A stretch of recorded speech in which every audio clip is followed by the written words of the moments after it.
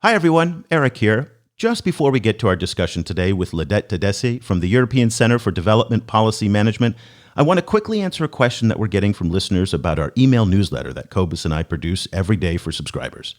People tell us that they're thinking about subscribing, but really want to know what makes our newsletter worth it and different from the others. Now, that's a good question, especially now in these difficult times. So most email newsletters provide links to stories, which of course can be useful, but that's not what we're doing. What we try and do instead is capture the essence of the day's conversation about all of the major China-Africa issues going on, from COVID-19 to debt relief to what's happening in Guangzhou. What are people saying, whether they're policymakers, scholars, activists, diplomats, students, and then we extract the key points from those discussions on Twitter, social media, videos, research papers, the news, you name it. And to do that, we pour through hundreds of source materials in French, Chinese, and English. We'd love for you to try it out. Just go to chinaafricaproject.com/subscribe. It's half off for students and teachers. Once again, that's chinaafricaproject.com/subscribe. The China and Africa podcast is brought to you in partnership with the Africa-China Reporting Project at Wits University in Johannesburg. The ACRP promotes balanced, considered reporting on Africa-China relations through innovative training programs held throughout the year. More information at africachinareporting.co.za.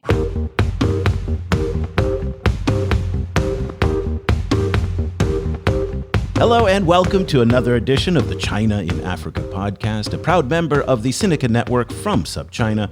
I'm Eric Olander, and as always, I'm joined by Cobus van Staden, the senior China-Africa researcher at the South African Institute of International Affairs in Johannesburg, South Africa. A very good morning to you, Cobus. Good morning. Cobus, this week was a milestone in China's corona diplomacy, and this is the coronavirus diplomacy that it's been engaging in for the past couple of months with a particular emphasis on Africa.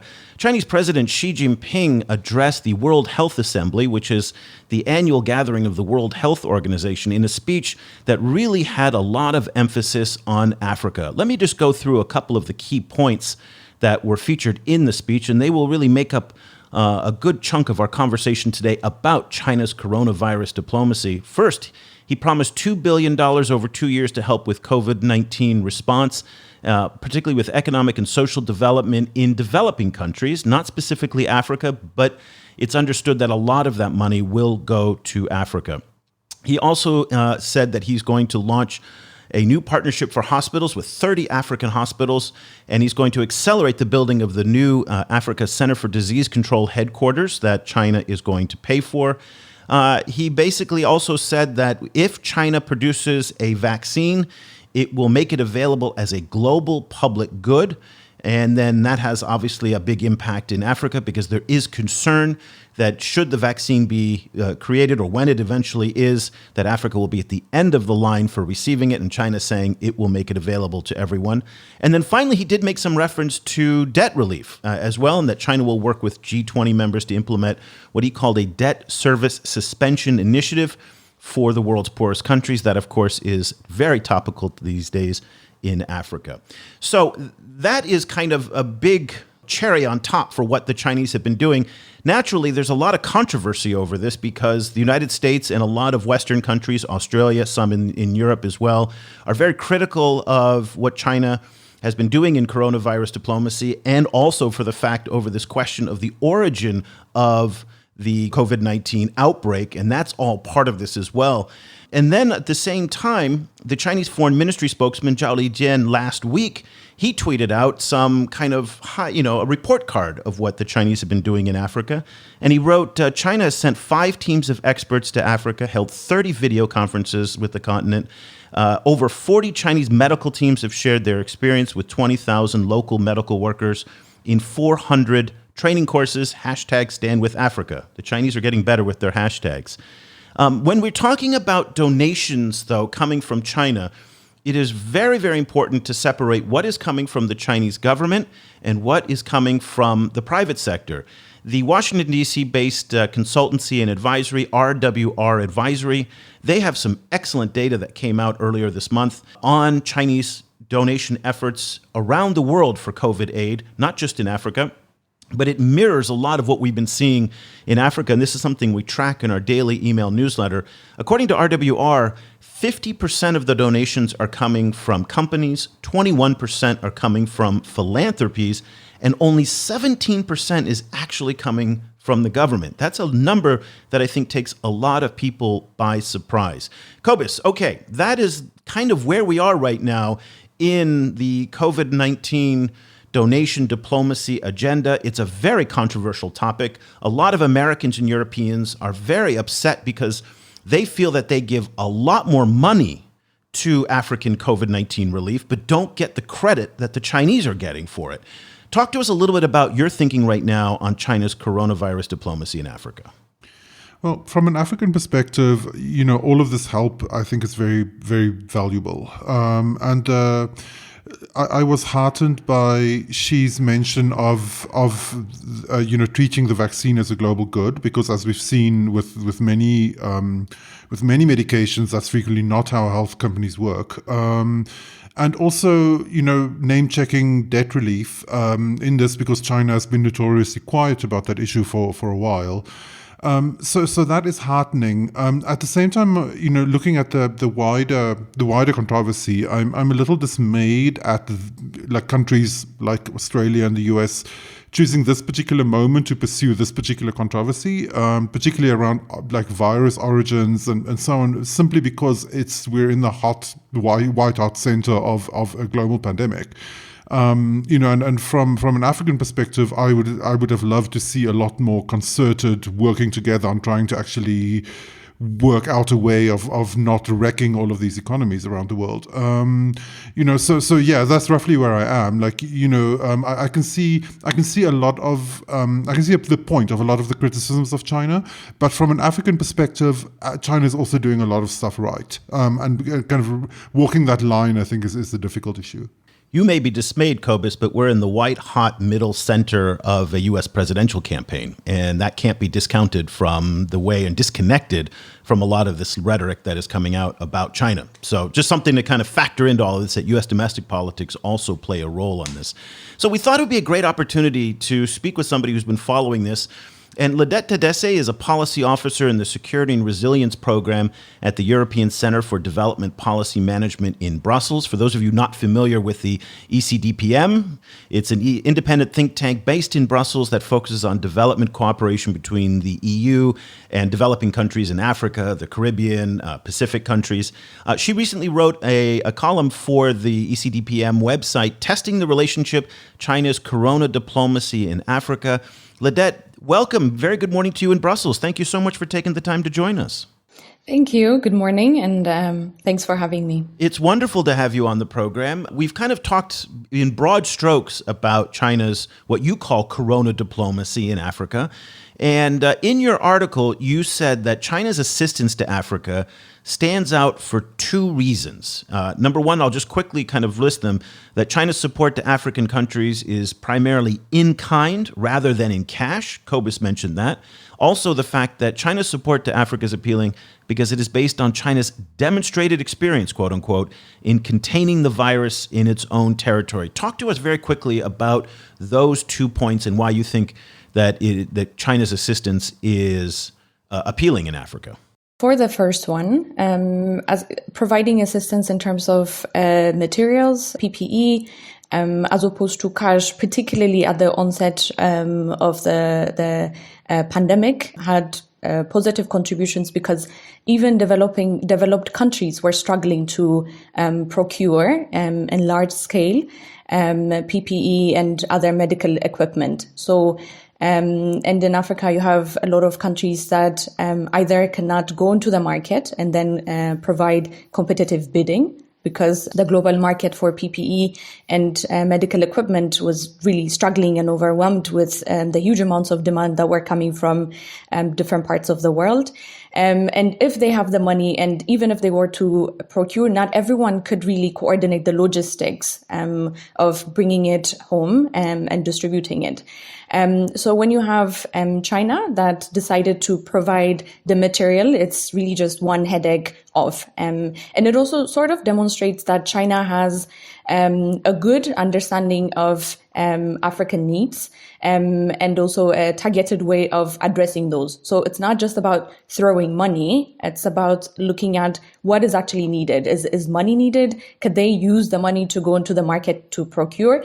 But if the answer to that question is no, then and if these countries have PPE and medical equipment needs, how can we actually, deliver to their doorsteps? So in a way, I think they have done their homework in assessing what exactly the problem is, and then trying to respond to it.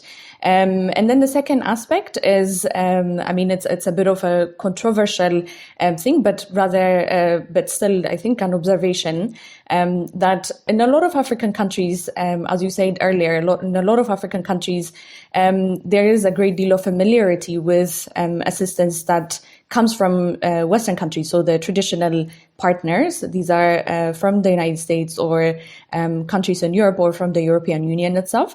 And I think there is this perception that oftentimes these support or assistance or advisory were sort of extended from a point of presumed expertise and not necessarily lived expertise. And this doesn't have to necessarily be about how the West was supporting Africa in terms of the health sector, but also if you look at development, poverty reduction, a lot of these models that are used in Africa sort of come from Western countries and are based on Western experiences.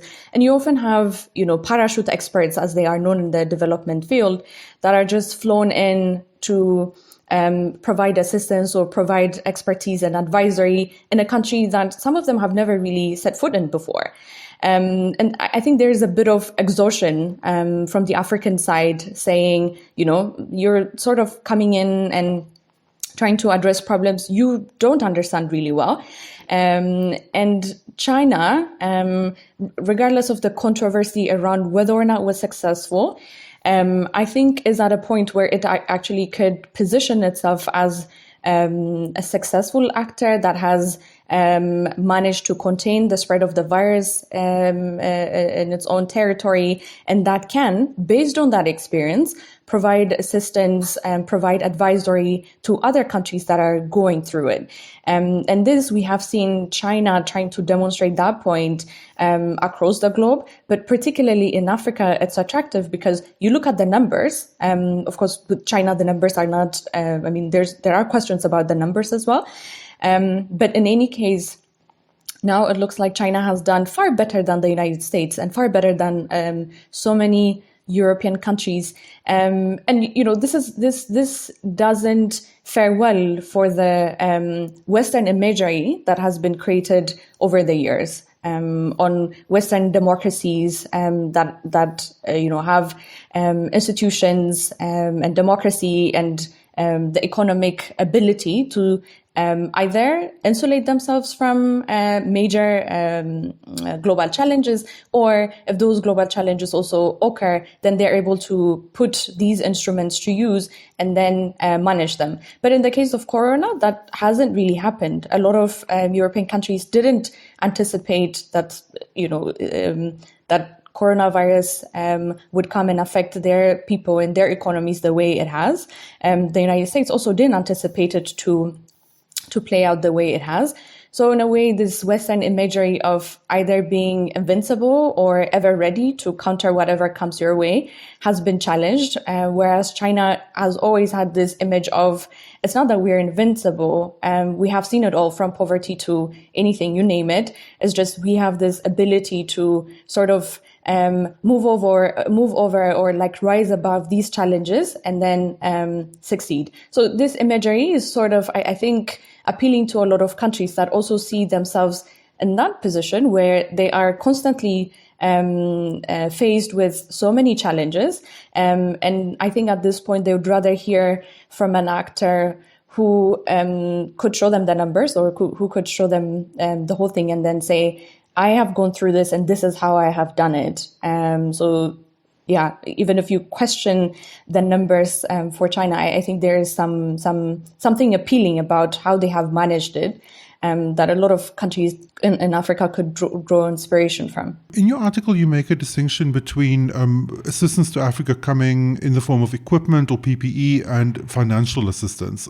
Can you break down who has given what, and in your opinion, which is the more effective approach? So, like, one of the comparisons I made, for example, was the support given by the European Union. So the European Union is Africa's main trading partner, is also Africa's main partner in development cooperation as well. So there's a strong foundation. There's a long-standing relationship between the two regions, between the two continents. And if you look at the contribution that the European Union has offered, this time around it was financial. So this is particularly in response to COVID. It was financial, and it is about 3.6 billion euros. And this 3.6 billion euros is not new money, meaning it was money that was in the budget to be dispersed to African countries, but because of Corona, it has been reallocated for Corona response. And in any case, a lot of countries could use money at this point. So it's not to say that, the money is useless. It is useful.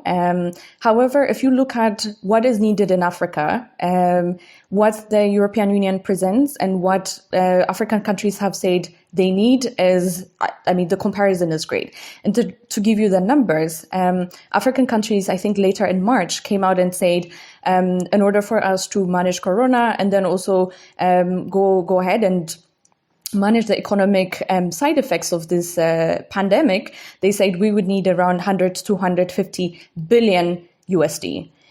So that is the scale at which the continent is sort of trying to fundraise. The European Union, of course, it also has its own internal challenges at the moment, but the European Union was only able to mobilize 3.6 billion euros that would go into the respective countries in Africa. Now, if you look at the European Union, and the European Union, particularly with this new commission, has sort of advertised itself as a geopolitical commission. They wanted to rise or play a role in global governance as a geopolitical actor. And clearly there is a competition on who will be the preferred partner vis-a-vis Africa, and the competition is with China. So in a way, the amount of support that the Chinese government gave to African countries may not be way much bigger than 3.6 billion euros, but that's not the point. The point is, in the case of the European Union, it's about giving money, and it's not very clear how targeted it is. It doesn't make a geopolitical image, because the supply or the provision falls way short, falls shorter than what is expected, both in terms of EU's own desire to be a geopolitical actor and engage in a new sort of partnership with Africa, but it also falls short of what African countries are struggling, or African countries are trying to fundraise. So in a way, then the support that the EU provides just becomes one line in the news, whereas the support that China provides becomes headline in the news. So that is the difference. And I think China has been good in analyzing what the problem is, what would make a geopolitical statement, what would show that we have analyzed the problem and are trying to address it in a way that we can. Yeah, it's interesting you talk about the big headlines and the small headlines. I regularly have conversations with both European officials and U.S. officials, and they grit their teeth. I mean, they are furious over the fact that the Chinese are getting as much attention as they're getting for their COVID-19 relief, in part because, as you talked about, 3.6 billion euros of aid. We don't know the official aid numbers coming from China, but we know that the United States and Europe together spend considerably more and have spent considerably more. That is anecdotal that we can kind of assume that. And so even though they're reallocating billions of euros and dollars from their existing public health budgets to COVID-19, it probably is still a lot more than what the Chinese are doing. One piece of research that came out from Development Reimagined, which is a Beijing-based consultancy, was that they were kind of adding up all of Jack Ma's donations in the 2 or 3 rounds of PPE supplies that he's given to all African countries. And they kind of came up with about $120, $140 million. So relatively speaking, it's rather small, but the attention they're getting is disproportionately large. And in part, I think it goes to what you were saying, which is this idea of the narrative, that people like the idea of, well, we're fed up with the U.S. and Europeans. We kind of expect U.S. and Europe to be doing that because that's what you've been doing for so long. The Chinese are new. They're bringing us what we need, so they're getting a lot of attention.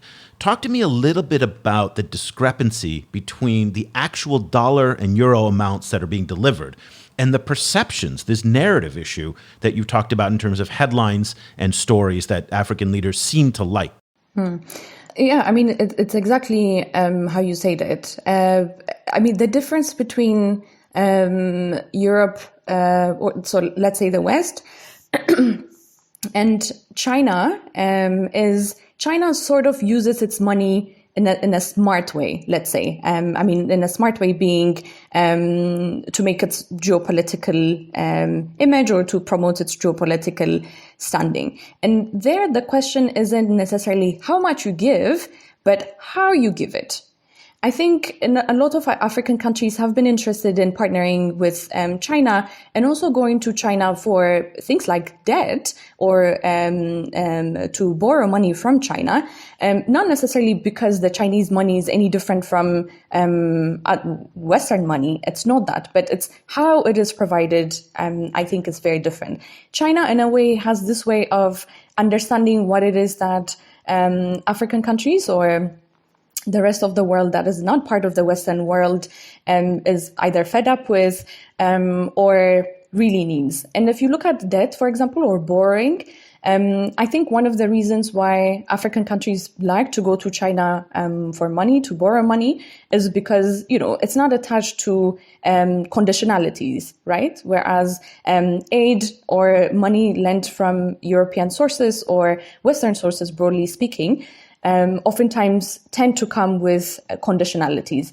And here the reason isn't necessarily that African countries are just tired of conditionalities, but you have this global narrative in the world and how we have structured the global governance system, that all countries, regardless of their economy, regardless of their size, are supposed to be sovereign.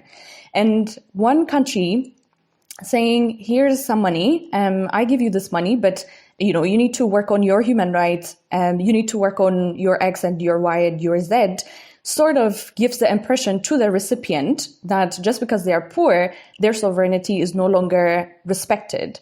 Whereas you go to China, and there are some conditionalities with China as well. For example, we have to accept the one China policy.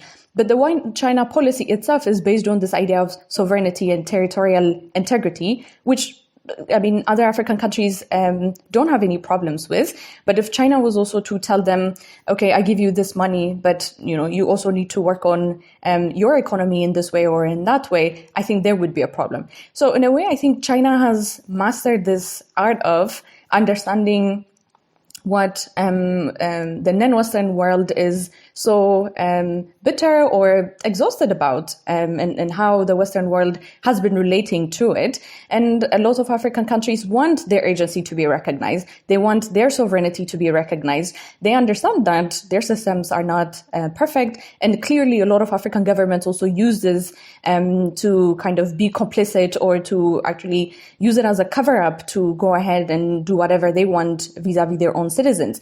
But that withstanding, I think we need to acknowledge that a lot of African countries have respect for China because China chooses to see them the way they see themselves. Whereas I feel the Western world sees them as, quote unquote, you know, the problem child. And I think so many countries and people in general are also tired of that narrative or tired of that imagery.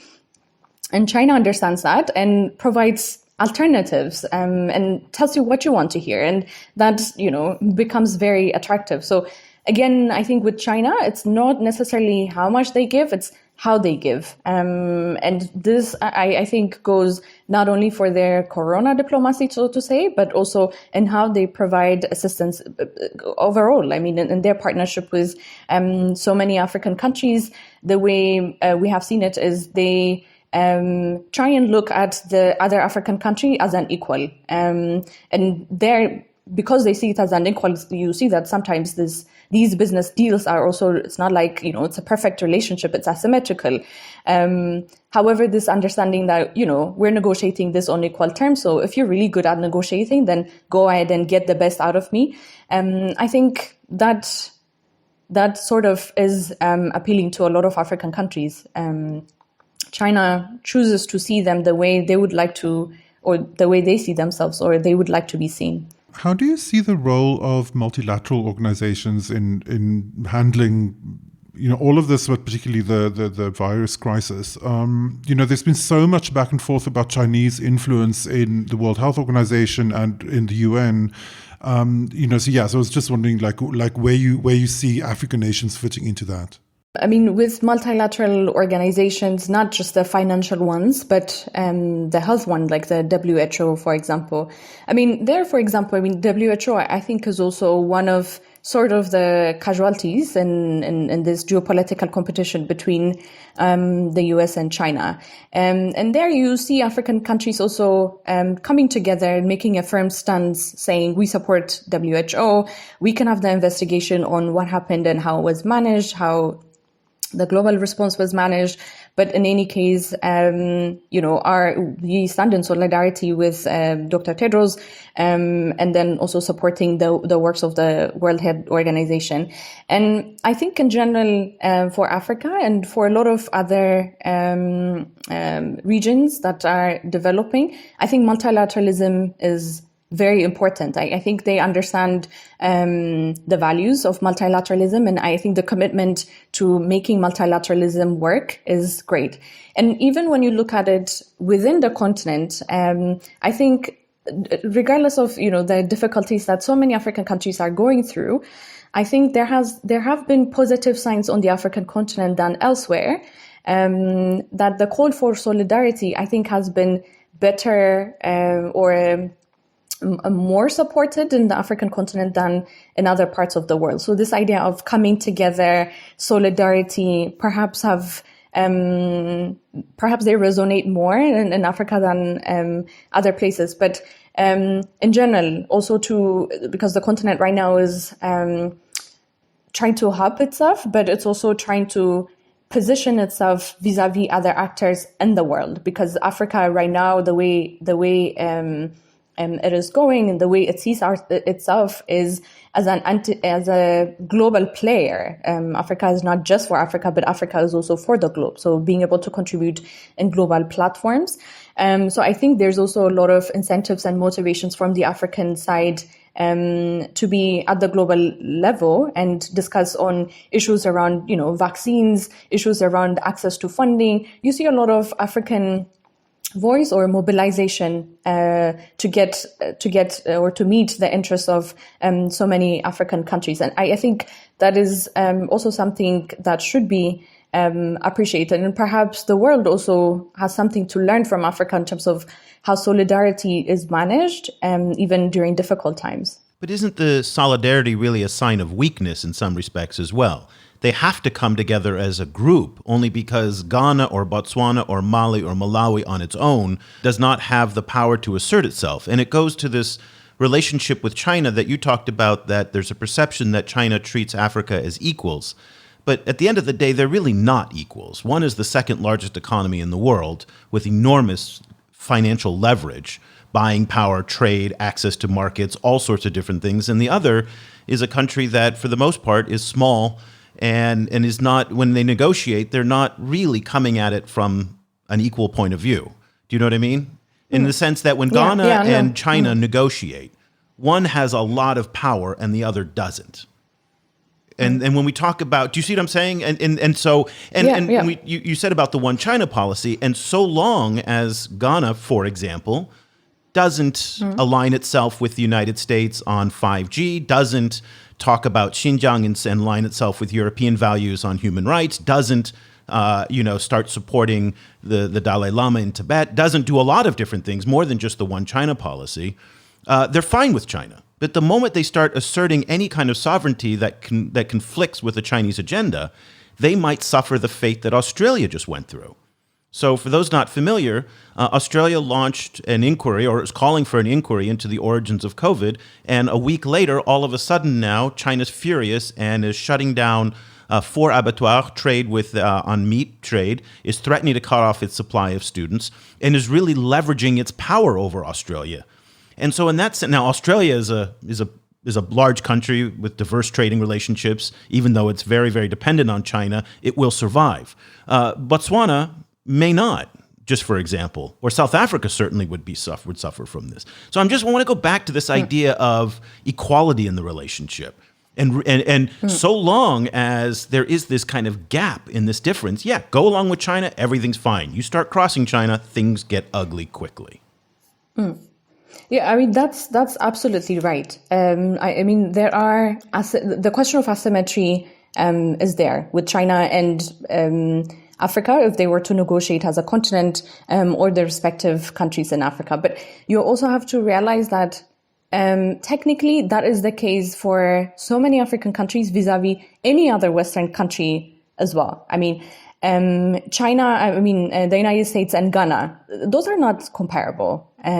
So you have this asymmetry problem, I think, is a structural problem. So regardless of the other partner or the superpower being China or the United States, or the partner being the European Union or the respective countries in the European Union, I think this not being able to negotiate on equal footing is a problem that African countries have, regardless of who's sitting on the other side. I mean, unless they are negotiating with other middle income or low income countries in the continent that are sort of the same to their economy. So in a way, this asymmetrical thing is not a problem that comes just when it is China. It's just a problem that is there. So in a way, because it's a problem that is there regardless of who, what then makes China attractive is not because it promises to give equal treatment or because it's necessarily fairer, but it's because its conditions do not come off as patronizing in a way.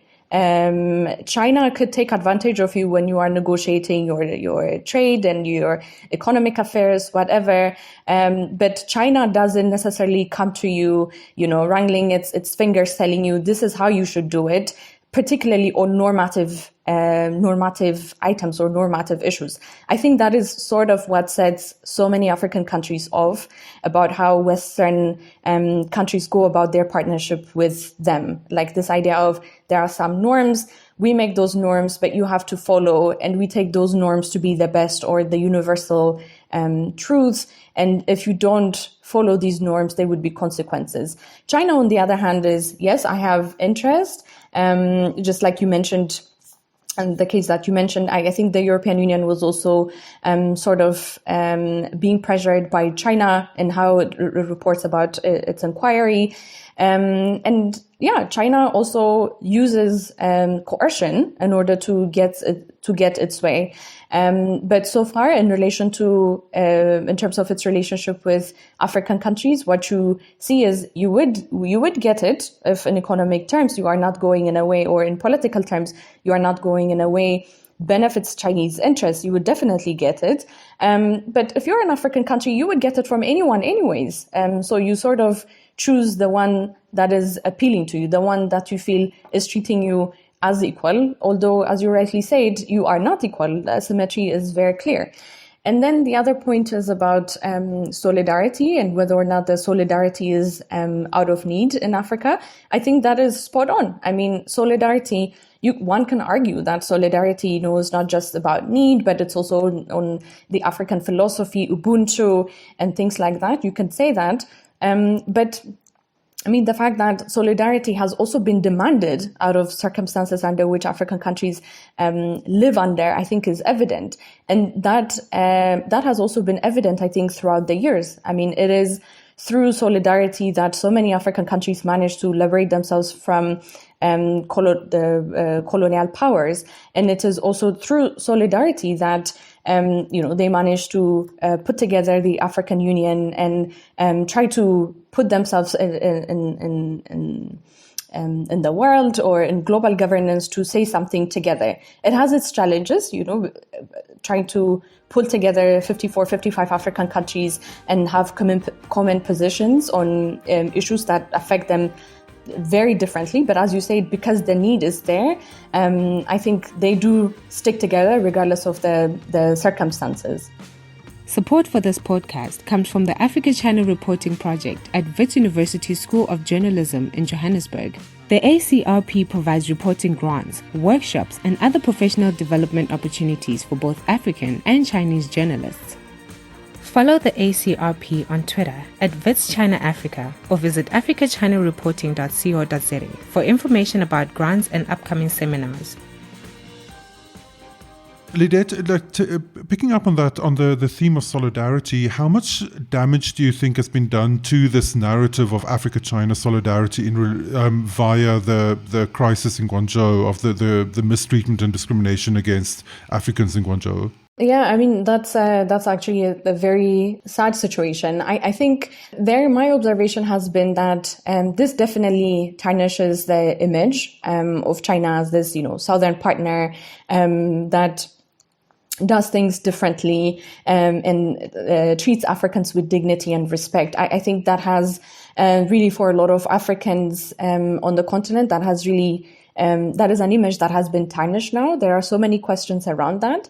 My concern and my observation, though, is if there is like sort of a dissonance between what the African citizenry, so to say, what Africans as people, as citizens are saying versus what their governments are saying. And we have seen so many African countries speaking out against what's happening, and then also summoning Chinese ambassadors in their respective countries and having a discussion on them. We've also seen the African Union speaking out against this situation, but we haven't really seen anything concrete in terms of action, diplomatic action on China for its inability to contain this, for its inability to explain what's happening there. And so perhaps this is one of those things where you have the level of urgency that is felt in the eyes of Africans on the continent and the level of urgency that is felt at the level of the leadership. Perhaps there's some gap there. I think it's a pretty huge gap, actually. It's an enormous gap that is getting wider, it seems like, in that sense. And it goes a little bit to what you were saying in terms of the popularity of the Chinese with Africa's governing class, is certainly in the coronavirus era. It remains strong and is probably getting stronger because the Chinese are providing goods and services that these politicians need. At the same time, the perceptions among the civil society have been tarnished by issues of what happened in Guangzhou, racism, discrimination, and also this ongoing issue of debt relief. I'd like to kind of close up our conversation just by looking forward. We're in a very contentious period of history. Both we don't know where COVID-19 is going to go. We also don't know how the U.S.-China relationship may impact what's going to happen on the continent. And we also don't know about the debt relief and how that's going to play out in terms of whether or not African countries will have enough money to pay both for their continued debt relief, their debt payments, and for COVID-19 public health needs. At this point, it doesn't look like they'll be able to. Right now, between now and the end of the year, African governments owe somewhere around $50 billion in debt repayment. And at the same time, they've only allocated around $37 billion for COVID-19. So we have all of those things that are on the agenda. When you look out and you're trying to kind of piece all of this together, what do you see in the next 3 to 6 months? I mean, the next 3 to 6 months for Africa as a continent under the African Union, I think there's going to be a lot of effort in trying to solve this debt problem, because I think that is indeed at the forefront of what the continent together is trying to resolve at the moment. And the African Union has also appointed envoys that could sort of negotiate what to do with this debt and then also fundraise for it. I think there's so much to be said about where this debt conversation comes from and what also Africa wants to achieve vis-a-vis its debt issue in general. But you were absolutely right. I mean, the need, and mind you, it's not only just to respond to the health crisis, but it's also to respond to the economic impacts of the crises. And so many countries in Europe, but also the United States, are trying to organize recovery packages, which a lot of African countries may not be able to do adequately. So this will have a devastating economic impact on the continent. And unless there is a global mobilization to address not only the health concerns, but also the economic aspects, this would be devastating. So in a way, you also have to see if Africa as a continent has economic value, or to what extent it is it has ties, to what extent it matters in global value chains, to what extent it matters in global financial flow, and to what extent this sort of provides as a compelling reason for the rest of the world to come together and support the continent. But I mean, the one thing that needs to be appreciated, I think, is the fact that the continent itself is, trying to mobilize help from within it by also putting the private sector together and trying to mobilize funds there, but also coming together, putting envoys and saying, we're going to do this together. We're going to have our strategy on how we're going to go about it. Whether or not they would meet it is something else. But the fact that you see African agency clearly articulated there, I think is a positive development. The article is Testing the Relationship, China's Corona Diplomacy in Africa. It was written by Lidet Tadesse, who's a policy officer in the Security and Resilience Program at the European Center for Development Policy Management in Brussels. Lidet, thank you so much for taking the time to join us. We really appreciate it. It was fascinating to hear your insights. Thank you for having me. I really enjoyed this conversation. If people want to follow what you're reading and writing and to get in touch with you, what's the best way to do that? Well, I have Twitter, so they can reach me at Twitter, and my handle is Lidet Tadesse. And then they can also subscribe to the ECDPM newsletter. So they can go to ecdpm.org and subscribe to our materials. Fantastic. We'll put links to both the ECDPM website and newsletter link, as well as to your Twitter. Thank you so much for joining us. We really appreciate it. Thank you, Eric and Cobus. Cobus, when I was listening to Lidet, I was trying to picture in my mind what my contacts and sources and friends who work in the U.S. policy circles and also in Brussels and in European governments. And I can hear them gnashing their teeth and grinding their teeth with frustration to hear that the power of the narrative, that again, this idea that Europe and the United States are giving more, are doing more, are on the ground. AFRICOM is delivering COVID-19 supplies, but they're not getting credit for it. PEPFAR money is being redeployed in South Africa, but they're not getting the credit for it. Jack Ma and his planes fly in, and they get all the headlines for it. And it goes to this powerful narrative that Lidet touched into so many different times in our conversation, that it really isn't necessarily about the substance of it. The optics and the stories behind the donations matter a lot. In this sense, this idea of the U.S. and European history of being overbearing to countries in places like Africa seems to be a filter that all of this is seen through. And it's very powerful. It's very, very powerful. And I think she channeled it very well in that sense. Yeah, like as I was listening to it, I was, just being immersed in the African side of this conversation. I was like, yep, this is what people are saying. It's exactly what people are saying. And kind of, I can see it playing as very unfair from a Western perspective, but it's as she pointed out, African countries are weak no matter who they speak with. They're always weak in relation to external partners, whether those external partners are multilateral organizations or China or the US. Africa is always going to be the weaker partner. And then how the optics of how that weakness is articulated and used, and kind of how it comes up in the way that the relationship is run, that counts for a lot. And I think I agree with her. I think China knows how to play that game. Okay, I want to switch gears a little bit here and get your take on some of the politics of the week that have been going on. One of the key events at the World Health Assembly meeting, where the World Health Organization gets together, is that all African countries under the banner of the, and I'm quoting here, the African Group and its member states, are now part of a group of 110 countries who signed a World Health Organization draft resolution on Monday that calls for an inquiry into the origin of COVID-19. That feels like a very risky political move in one sense, and I'd like to get your take on it simply because that is aligning themselves with the Australian, UK, and US initiative to kind of push the World Health Organization to identify Wuhan as the origin of the virus. Now, we saw in Australia what happened when they started pushing it, and the Chinese reacted very, very strong. Zhao Lijian, the Chinese foreign ministry spokesman, was unequivocal in saying he doesn't like this at all. What is the political calculation that you think African countries are making by signing on with this draft resolution? I'd like to get your take, and then I'd like to share a few thoughts on my side.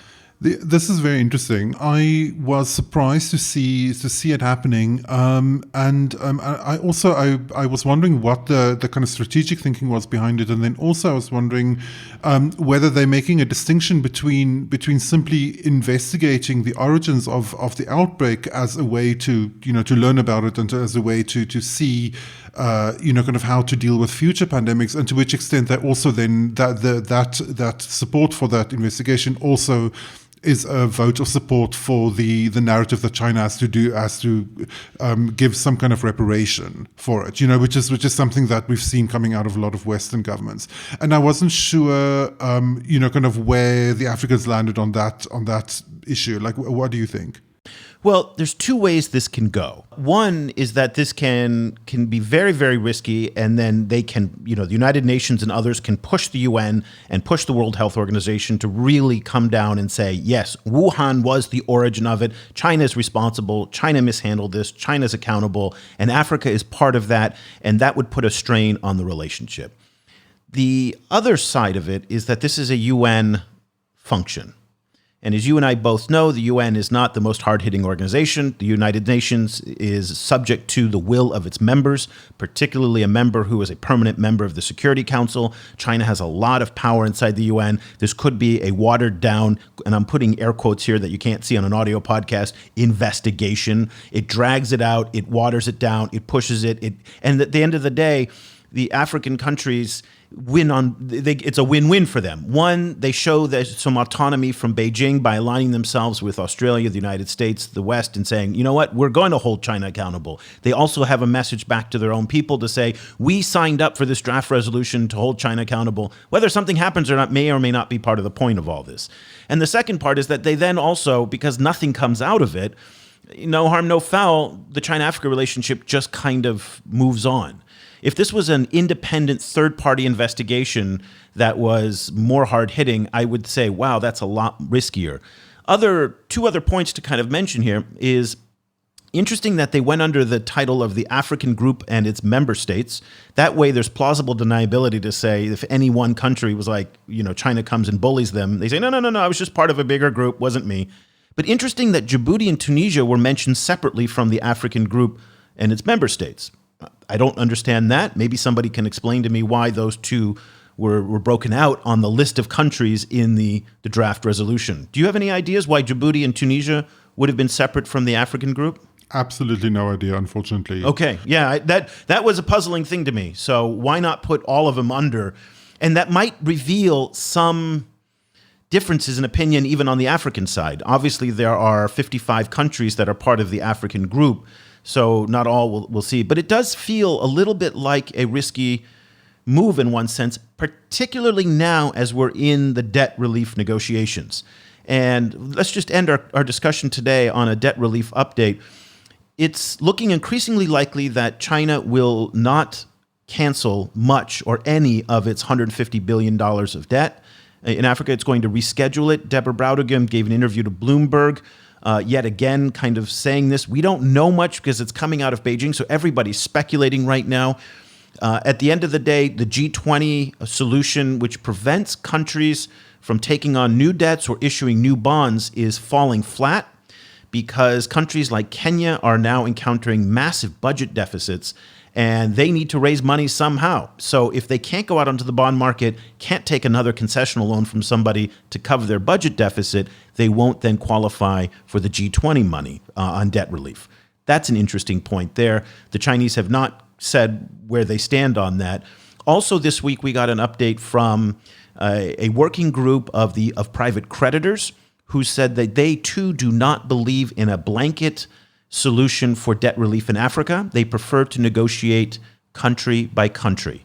So amidst the corona diplomacy, amidst all what's going on with the World Health Organization, Cobus, this debt relief issue now has been the top story for all of us on our newsletter every day. Where do we stand right now? Because I've been arguing in the newsletter that time is running out. Ethiopia was downgraded by Moody's. Kenya has got a warning from Moody's. South Africa, your economy, has been downgraded by Moody's. Zambia is on the verge of default on its Eurobond debt, about $3 billion of that debt, according to Africa Confidential. It feels like the abyss that Prime Minister Abiy Ahmed kind of warned about back in March is now actually in sight. That's my take on it. What's your take? Yeah, I feel very similarly. I was appalled that the private lenders weren't willing to actually work with UNECA and other people to work out a pause in repayments and wanting to pursue it case by case. It's just how long will it take to do it with so many countries? I was really kind of upset by that, and I think it's a terrible decision that will reflect on them historically. I don't think they care.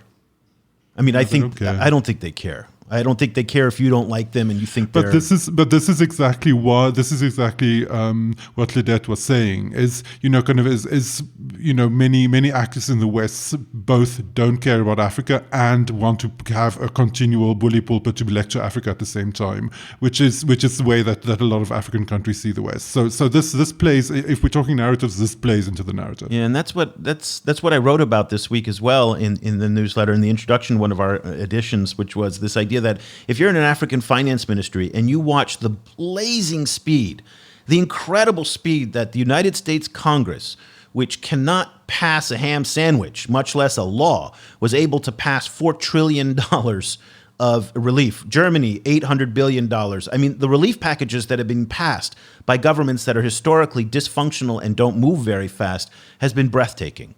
And yet, the $150 billion that Lidet talked about for COVID relief for Africa, or the $100 billion of debt relief money that African countries have been asking for, can't be passed. I mean, and we're talking $100 billion today when we're in $1 trillion relief budgets is pennies on the dollar. But where there's no will, there's no way. And it really does not feel like there's a will on the part of the Chinese to cancel some of the debt. They're not going to cancel their debt. The G20 is quite inflexible. And the money the G20 is talking about is in the tens of billions. That ain't going to cover much either. And then at the end of the day, the private creditors, they've made it pretty clear that they do want their money back. Yeah, it's really, and keep in mind that most African countries are not asking for debt cancellation. They're asking for repackaging and rescheduling. And you're talking about like possibly a year or 2 year pause on repayments. And simply a commitment to them not being downgraded in the process. It's just, I don't know, I think again, I think COVID-19, nothing if not revealing, and one of the things that it reveals, I think, at the moment is the kind of position of the West in the world, its way that its weight in the world, the way that it distorts everything around it. Not to rant, but I think it really is appalling. On that depressing note, we're going to leave you with an idea that all of this is what we cover every single day. And what we're doing on our newsletter is capturing the conversations. We're capturing what the big news articles are, what the big thinkers of the day are saying, what the Twitter conversations are. And so much is happening on Twitter. I know a lot of people kind of frown on Twitter, but when you see ministries now communicating, ambassadors, embassies, all communicating on Twitter.